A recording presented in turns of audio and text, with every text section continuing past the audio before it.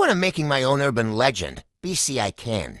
Okay, so this is Tsukiyuma, but this was before she reincarnated as what she was today. She used to work as a shrine maiden, I think what that was called, but she was secretly a serial killer.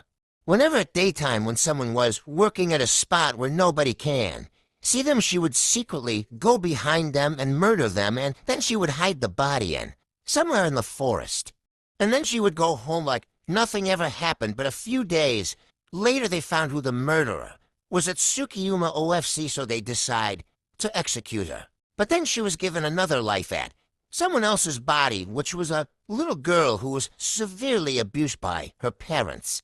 When she got home as the little girl, she was later getting physically abused and emotionally abused.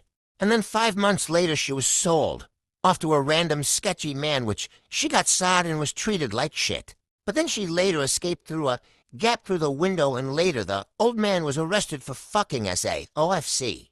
But then she was found by Junko, but she thought she was gonna get cared for, but it wasn't well she thought it would. But instead, she got manipulated and groomed and got put into despair, which caused her severe depression and trauma. But when she became 16 years old, she somehow escaped through a doorway that Junko forgot to lock.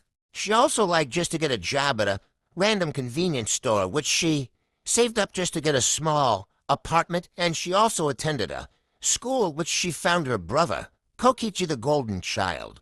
Kokichi was never even touched, not even get yelled at. He was always the Golden Child.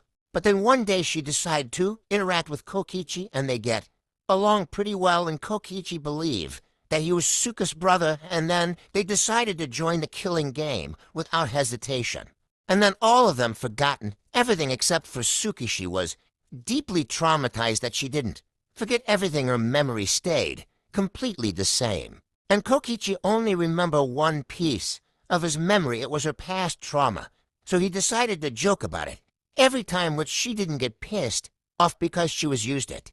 But she also hated and loved her brother at the same time because he was the only person she got along with. Then when he died, she Loki crashed out at Maki and Kato and told them to die, and after that she did suicide after the class trial. But legend says that she is still alive and living in the mountains, and whenever she sees you, you will get blinded, and she will go behind your back and decapitate your head and use it as her ceiling decoration.